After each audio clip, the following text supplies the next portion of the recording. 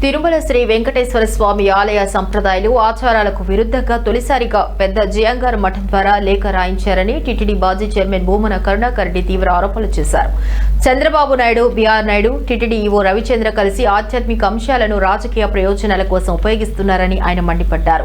2024 September 23న బంగారు బావి వద్ద నిర్వహించిన శాంతి హోమం ఆలయ సంప్రోక్షణ అనంతరం ఇక ఎలాంటి దోషాలు ఉండవని అప్పటి ఈవో శ్యామలరావు జేఈఓతో కలిసి వాస్తు శుద్ధి శాంతి హోమాలు నిర్వహించామని గుర్తు చేశారు. ఒత్తిడికి లోనై జీఆర్ స్వాములు లేఖ రాశారని ఆరోపించిన భూమన లడ్డూ వివాదంలో చంద్రబాబు పూర్తిగా ఆత్మరక్షణ ధోరణిలోకి వెళ్లారని వ్యాఖ్యానించారు.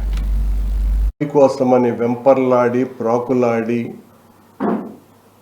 ఎగ్జిక్యూటివ్ ఆఫీసర్గా వచ్చిన ముద్దాడ రవిచంద్ర గారు వీళ్ళ ఇద్దరి కుట్రలో వీళ్ళు బొక్కసం ఇన్ఛార్జ్ అయినటువంటి ఒక అవినీతిపరుడైన అధికారి గురురాజ్ని పంపించి దాదాపు 2 గంటల పాటు పెద్ద జీఆర్ స్వామిని తీవ్రంగా ఒత్తిడి చేసి ఆందోళనకు గురి చేసి ఆయన మీద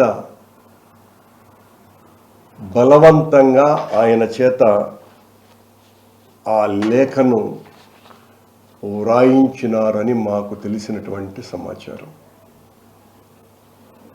ఈ సందర్భంగా కొన్ని విషయాలు ప్రస్తావించుకోవాల్సిన అవసరం కూడా ఉన్నది.